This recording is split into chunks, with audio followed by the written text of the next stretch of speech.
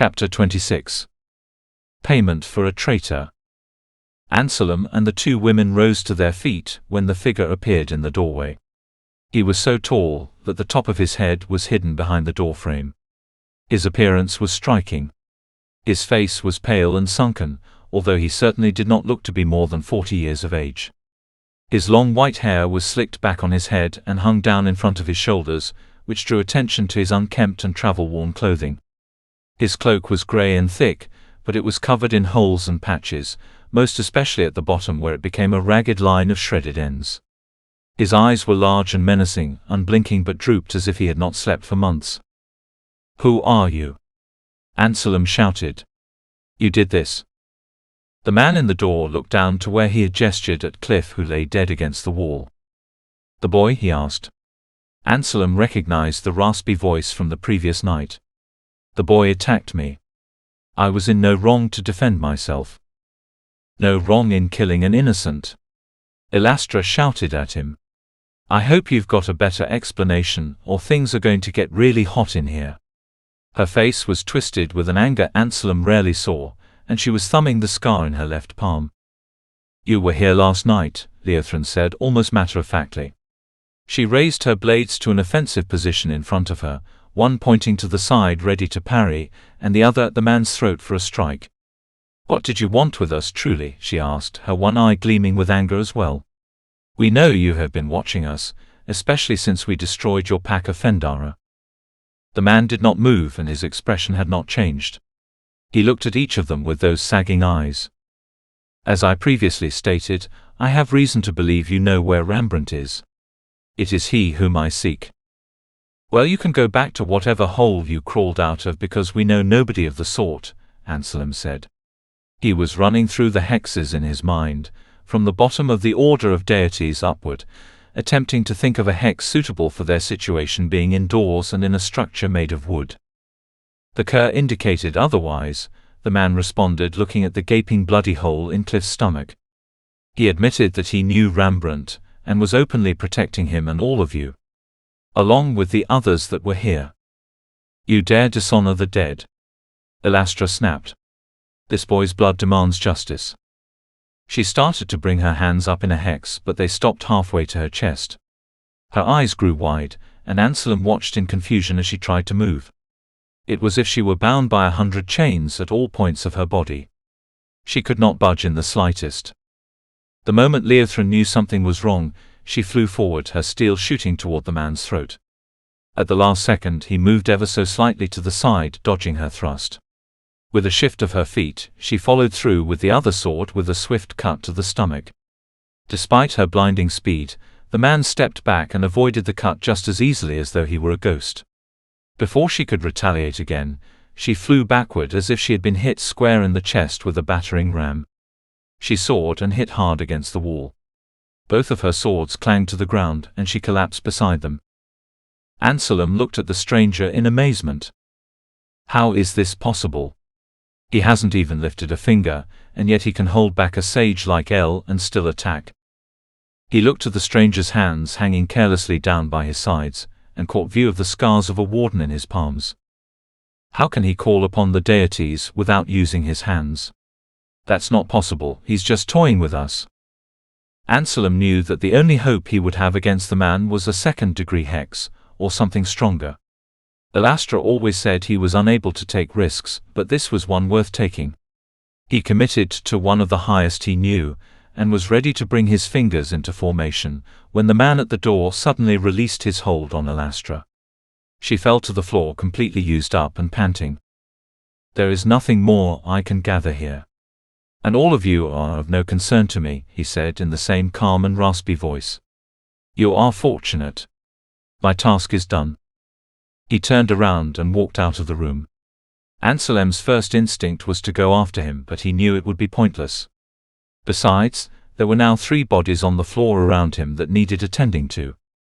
He ran to his sister, who had pulled herself to her hands and knees. She was still breathing hard and glaring in the direction he had left. "Such power," she muttered between breaths. "Such control. The dastard." Anselm spat. "Why did he not kill us as well?" He used hexes without making a formation. How is that possible? That malice in his eyes, it was like you could see straight into his blackened soul.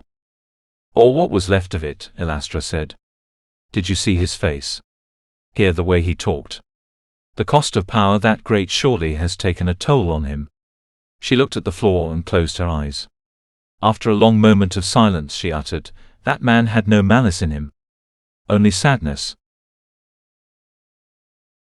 Caleb had heard enough. The general called Palson Marterel was dismissed and had left the room, leaving only the Queen and Marmius alone again. Caleb wondered if this Palson playing such a role in the invaders' plans was a coincidence. Did it have something to do with Layla's dreams? He had to escape somehow. He listened as the two below began to speak of the events in Tritis. Events Caleb already knew too well. Marmius's report would involve his encounter with his father and the hallowed blade, and he did not want to hear the Queen's reaction. He rested his head on the wall behind him and shut his eyes hard, the thick heat of the rafters causing a bead of sweat to roll down his face. His legs were cramping and his body screamed for him to find a more comfortable position, but there was none. He could not move.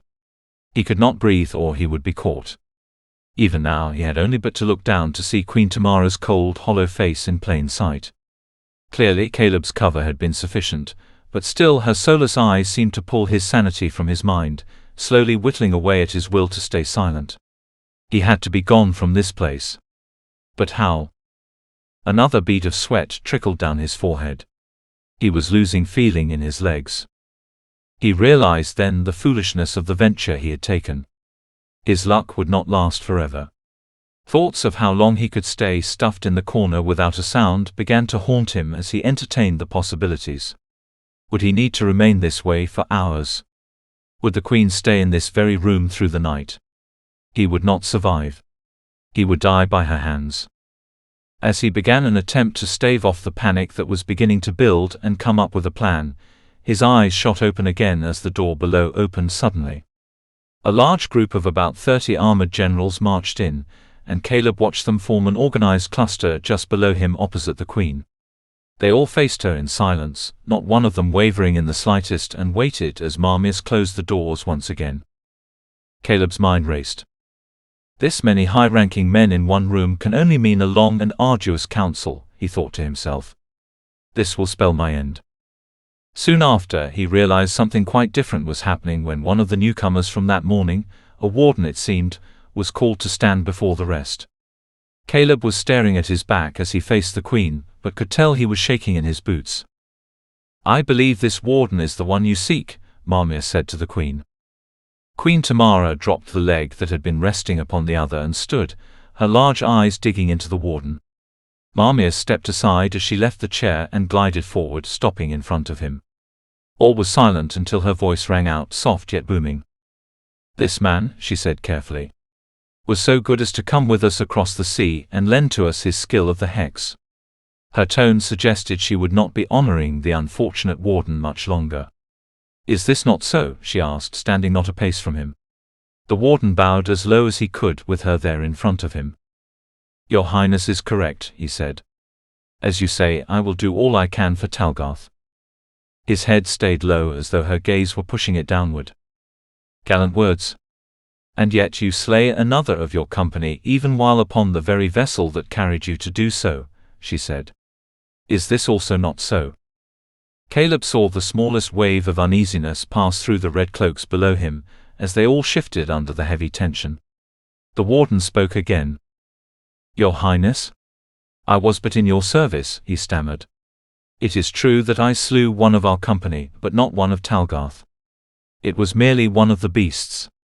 The men brought from the wilds.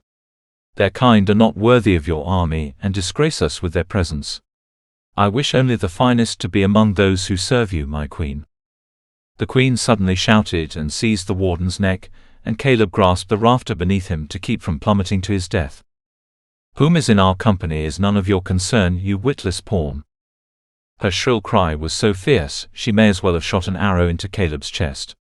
Almost immediately her face grew calm again, and her hand grasping the man's throat moved to gently brush the side of his face in a way that made Caleb's stomach turn.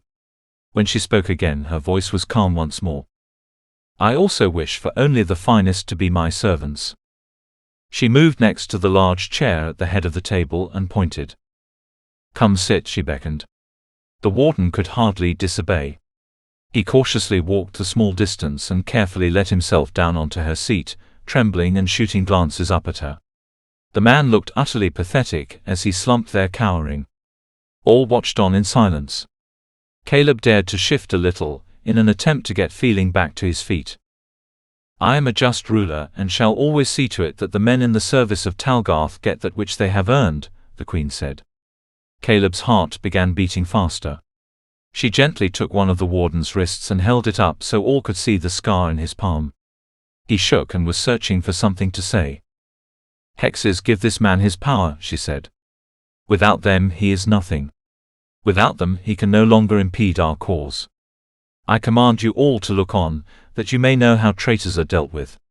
She removed a large curved dagger from somewhere on her leg, and the warden could only resist for a moment before she severed his hand with one swift swipe. His screams blasted through the rafters as she tossed his hand onto the table. Caleb hit his head against the wall behind him, letting out a choke of his own. It was too much. His body could not take the exhaustion, his mind could not handle the lioness any longer. In this moment of despair he saw from the corner of his eyes the queen moving toward the warden's other hand, her dagger poised, and suddenly it occurred to him. He had a chance. Every soul in the room had their eyes on the front of the room as the queen had commanded. If he could move quickly enough, the refueled screams of the warden might veil the noise of him dropping down. He looked. He was at the back of the group, and there was space below for him to land. In that moment, fueled by either courage or desperation, he moved. Watching the queen's back as she did her work on his other arm, adrenaline carried him down to the rafter below, and then without a thought he was dropping down to the floor amidst the man's unholy screams. As he hit the wood his numb legs gave out, and he crumbled with a crash, not knowing if the fall was his last act in mortality. Hans grasped at the red cloak on his back immediately, and he thought for sure that he was done for, but as he looked up the general just in front of him was pulling him to his feet. Be strong, he said amidst the screams. She will kill you. Caleb nodded and leaned against the wall behind him as his legs regained feeling. The general assumed he had fainted from the scene before them. It had worked. He quietly thanked fate for his luck, and for the new hope that he would see his friends and father again. When he regained his focus and dared to glance back up to the front of the room, he saw through the crowd of heads that both of the warden's hands now sat in a pool of blood upon the table. The queen had drawn her sword. The warden was writhing in pain, his screams prevailing. Caleb knew what was coming. He looked down to the floor, and heard the thud of the chaos blade hitting the wood of the back of the chair. The screams went silent, and he noticed he was not the only man in the room looking away. Queen Tamara returned her sword to her side and retrieved the warden's head from the floor. It clunked down onto the table next to the hands. I trust there will be no more traitors in our midst, she stated softly. Be gone. All of you. See that your men are ready to move at my word. A unified shout and pound of arms crossing their chests came from the generals, and they were pouring from the door in an instant. Caleb followed, and made an effort to work further into the small crowd so as not to be the last one out. The doors closed behind them. Thank you for listening. Subscribe and ring the bell so you don't miss the next chapter. Episodes go live every Monday and Friday morning at 10 a.m. Eastern Standard Time. The audiobook can be purchased in its entirety on Google Play Books. Get the whole trilogy now in both paperback and ebook formats. All links are in the description.